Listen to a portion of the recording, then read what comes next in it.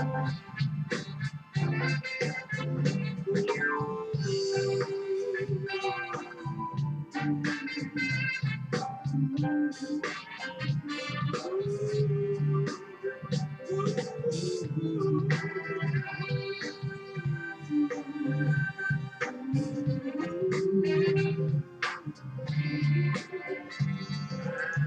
anybody seen my brother? Does anybody know? Has anyone seen my brother? Hi, I'm Harold Bell, and this is the Legends of Inside Sports and the Way We Were. Today, I'm going to take a look at one of those legends of inside sports and the impact that he had on kids in trouble inside sports in my hometown of Washington, D.C. On Saturday, July 22nd, Jim Vance, a 45-year veteran news anchor on NBC affiliate WRC-TV4 in Washington, D.C., died. Jim was 75 years old. His death stunned the district, Maryland, Virginia, and parts unknown. This is a loss that won't soon be forgotten. This is my story on the news media icon, Jim Vance. You see, I didn't need to wait to get the news from NBC, ABC, CBS, Fox News, CNN, or the Washington Post, telling me who Jim Vance was and where he came from. I'm a fourth-generation Washingtonian. I'm a community activist and a sports media pioneer. You see, I remember Jim Vance, my friend, my brother, the good, the bad, and the ugly. He arrived in D.C. in 1969, shortly after the 1968 riots had devastated the town. Max Robinson was the pioneer at WRC-TV4 before Jim arrived. But he joined the staff at WTOP television, and Jim followed him to the News 4 news desk. Man, I love me some Max Robinson, man. But Max was so moody, you never knew which side of the bed he got up on in the morning. But despite his mood changes, Max loved his people. There was never any doubt. Max, Jim, and Fred Thomas. Fred Thomas was the other anchor in town. Fred was a class act and involved with the community and kids in trouble. But the media politics were a little too much because Fred was nobody's yes man and he got out of the business. They were the early pioneers. The media doors swung open for them when major media discovered they had no one to cover the riots in the inner city. The whites in media press rooms refused to go anywhere near Cardozo Shore unless they had a police escort or were in an armored tank. Despite the seemingly progress for blacks in major media, a media press room at Deadline today is still one of the most segregated institutions in America, and a church on Sunday runs a close second. Jim Vance was one of the first of the new black media personalities to join the team of Kids in Trouble, my nonprofit organization. The organization was found after the riots to enhance the growth of inner city kids in the district, Maryland, and Virginia. The program eventually benefited thousands of at-risk children and several at-risk adults that included my friend and brother Jim Vance. All of this was done without grants or loans. The kit team in the early days was made up of my DC homeboys, Petey Green, Dave Bing, and Willie Wood. Well, Jim Vance would join DC Superior Court judges Luke Seymour, Harry T. Alexander, and Bill Raspberry of the Washington Post. Washington Redskins, Roy Jefferson, Larry Brown, Harold McClinton, and Ted Vactor would join the team in 1970. Radio and television icon Petey Green and I had been lifelong friends, and we were already locked into the community.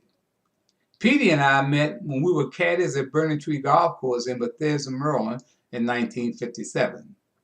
He got me my first job as a neighborhood worker at the United Planning Organization in 1965. He gave me my first shot to become a pioneer radio sports talk show host on his Sunday talk show, Petey Green's Washington, in 1967. In 1970, I became the host and producer of Inside Sports, heard on WOOK Radio. In November 1975, Jim Vance made it possible for me to become the first black to host and produce his own television sports special in prime time on NBC affiliate WRC-TV4. My special guest was Muhammad Ali.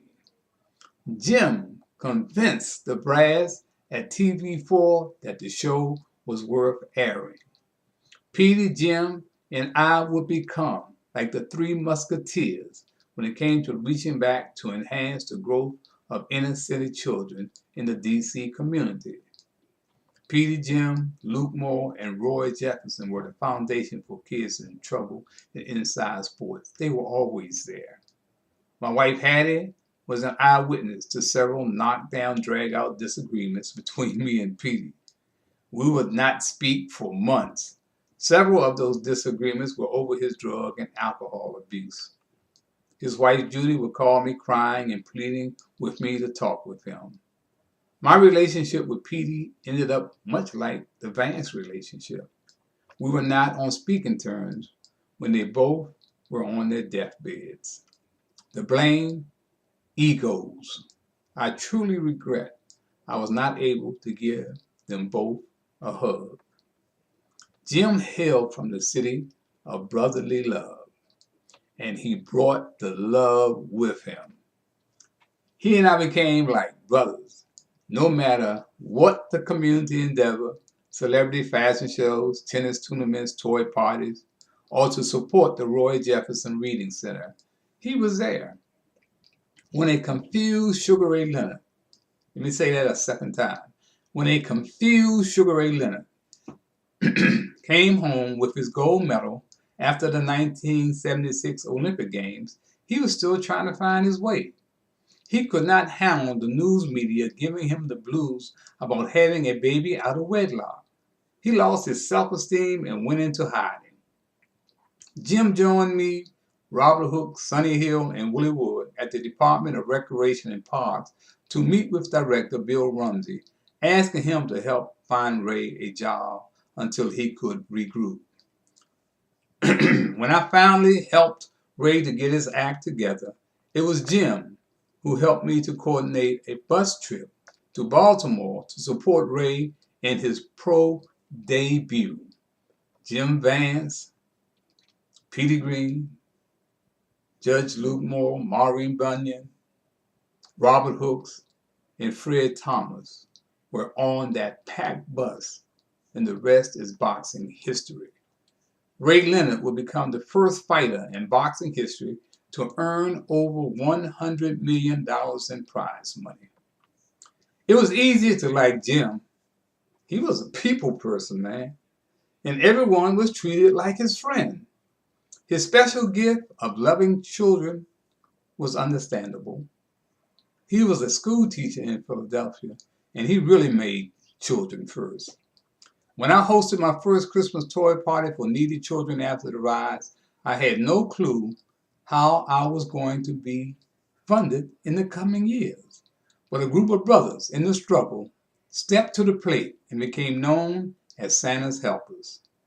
In the streets of D.C., they had names like Slippery Jackson, Zach, Dog Turner, Philadelphia Jake, Cornell, Black Danny, Nook, Bob Wayne. They all had my back, and they all trusted Jim Vance. In the early years of Inside Sports, I remember it was Dave Dupree and Donald Huff, the sports writers for the Washington Post, who covered the toy parties for the kids. One year, Huff wrote a column interviewing folks on the streets about who had the top sports talk show in Washington, D.C. He went up and down 7th Street, all around Cardozo, and the column appeared in the paper saying, Harold Bell gets his ratings off the streets. He is number one. That was that was pretty cool. Watching Jim on the evening and nightly news was very inspiring, especially when it came to his commentaries. I would go up to the station in the evenings and sit down and watch him prepare for his newscast. He would write his commentaries and then read them to me for sound effects. This was a special skill because of his writing reminded me of a definition I learned while working for the Department of Defense at Bolling Air Force Base in the 70s. I kept clashing with a base commander named Colonel Erickson. The vice commander was really a class act, pulled me aside one day and asked to meet with me in my office the following morning. I said, okay. The next day, he came in and sat down and explained to me that I was too important to the Department of Defense and the community to keep going up against the base commander. He then pulled out this poster that had a picture of the devil with a long spear in his hand, and it read, "The definition of diplomacy is being able to tell someone to go to hell and have them looking forward to the trip." That is how all of Jim Vance's commentaries read and sound. Jim taught me while writing a story, it had to have a flow and continuity. That was the secret to him being an amazing writer and storyteller. Inside Sports really took off when I started to write my own commentaries. In the early 70s, I was not only playing message music relating to community ills, but I was also writing commentaries relating to those same community ills. Inside Sports was out of Compton long before NWA. In 1983, our relationship went to hell in a handbasket because of his drug abuse. One drug dealer brought a check to me that Jim had written for the drugs. It was then I realized how deep he was in. The drug dealer gave me a copy of the check and asked me to talk to Jim about getting some help. Man, this was unheard of, man. On the streets, he explained to me that he could not tell Jim to stop using drugs because this was his business and business was good. This brother was known on the streets as a selfish and cold dude. You don't know how cold. But he showed compassion for and confessed he really liked Jim Vance. I remember when I asked Muhammad Ali, how could he tell who his friends were? I want you to listen to Muhammad Ali's definition of how he could tell who his friends were. This is the heavyweight champion of the world. Listen up. Some people don't seem to deserve the wealth of the ranks that they have in life, and others, perhaps in our eyes, deserve more, but yet in the eyes of God is different. It is because they deserve it, but you don't see why now. Like a friend said to a fellow I know named Billy, said, Billy, why are you so devoted to Mary? She's not beautiful, she's not attractive. Billy said, to see Mary, you must borrow my eyes. And I was saying, when we judge people, do we see with the eyes of God? Could we see what the feeling of God is towards them? And when we cannot see it this way, we have no right to question why others find this or that position. Say that in the not in action. Friendship is an innocent, unconscious, outgoing, a pure, deep feeling with depth. So therefore, no one can explain why one person is a friend of another. You know, they say that friendship is like our salad.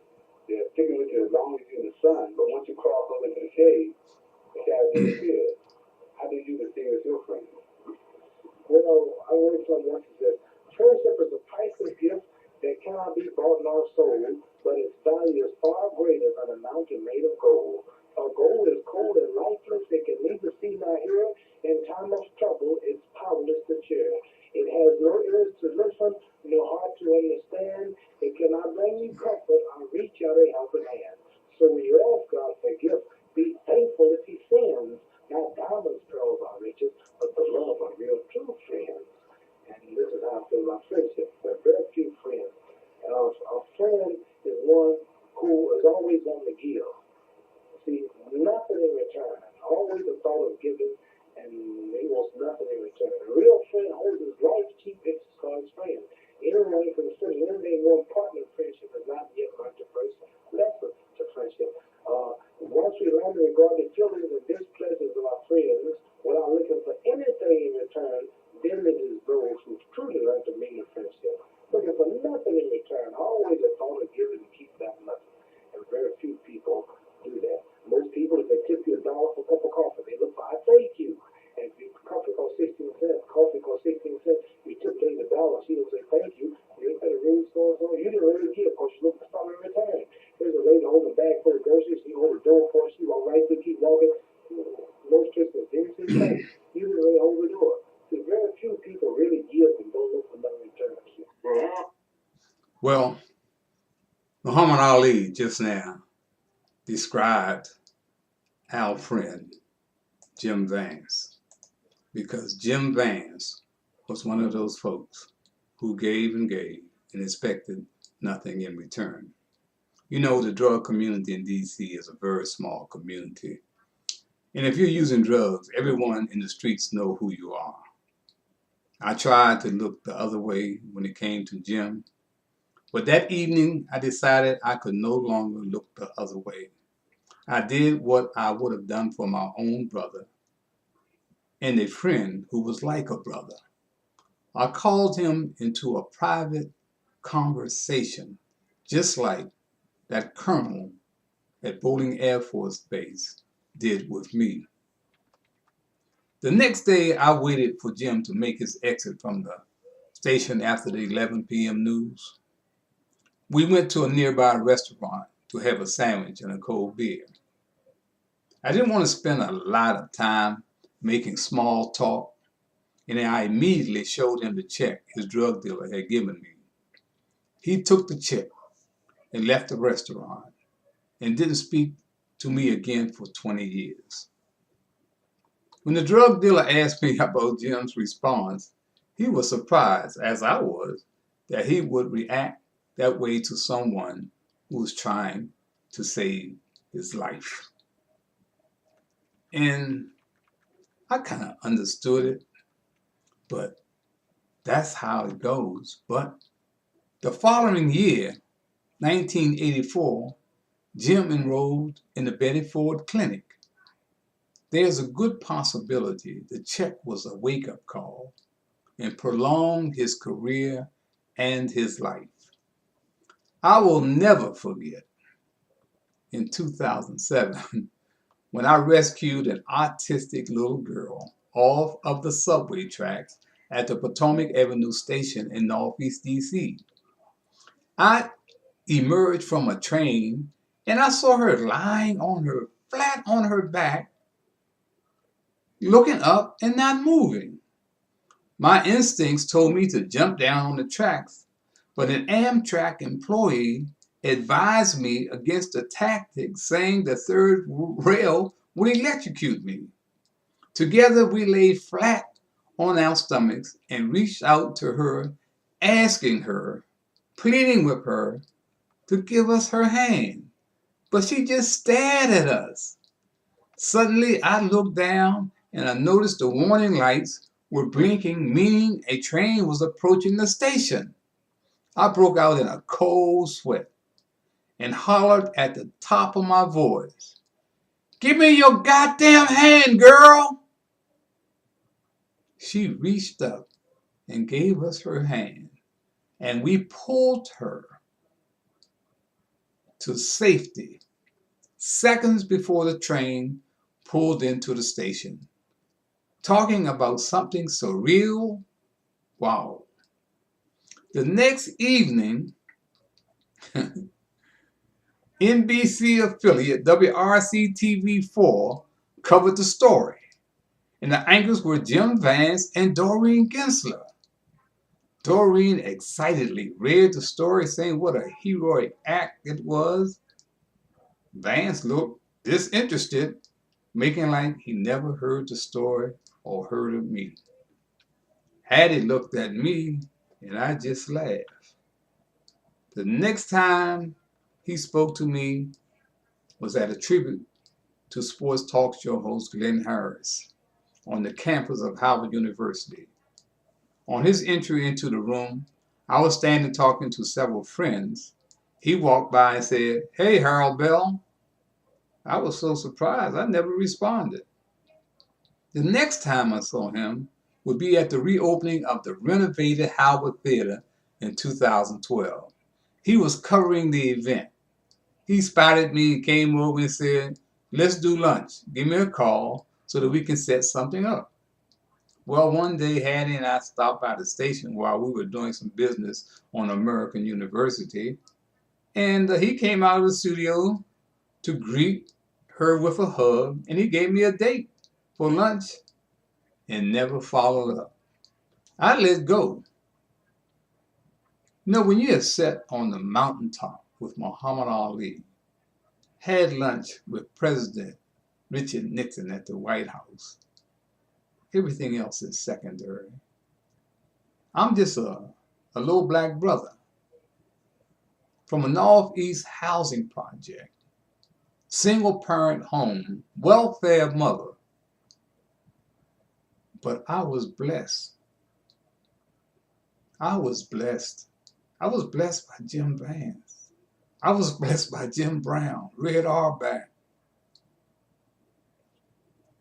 Here I am today, the only one I know on the planet that has broken bread with two of the most controversial personalities in American history, Muhammad Ali and Richard Nixon. Petey Green, Remmber, and Jim Vance had a lot in common. They were at the top of their games in their chosen fields: talk radio, politics, and news media. But the demons they hung out with, they were never able to conquer. I got on Petey's nerves trying to make him go see a doctor about the excruciating pain in his stomach. He hated doctors. I tried to warn Marion that the feds were trying to set him up, but he didn't listen. His final cry was, "The bitch set me up." Jim was in denial, but eventually took my advice to get some help on his terms and prolonged his life and career. Rest in peace, my friends. You did it your way. Gone too soon. Well, that's going to be it for this segment of Inside Sports and the Way We Were. And just remember that every black face you see is not your brother or sister, and every white face you see is not your enemy. Until next time, you can color me gone. And I want to leave out here with the sounds of harmony. Have you seen my brother? I heard the voice shining after a fight and love and soul. Someone said that they shot him in his arm, and he died before the ambulance could come.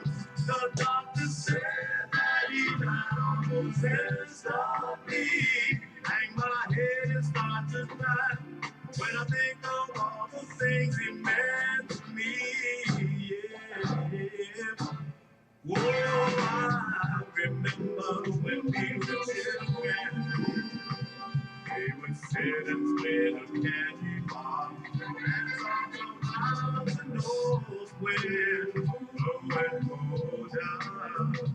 And we party up, shoulder to shoulder.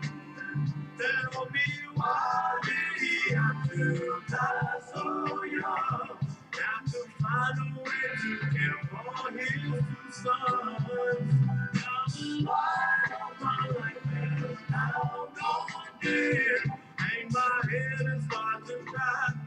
And a teardrop in my eyes when I think of him. Yeah. Oh,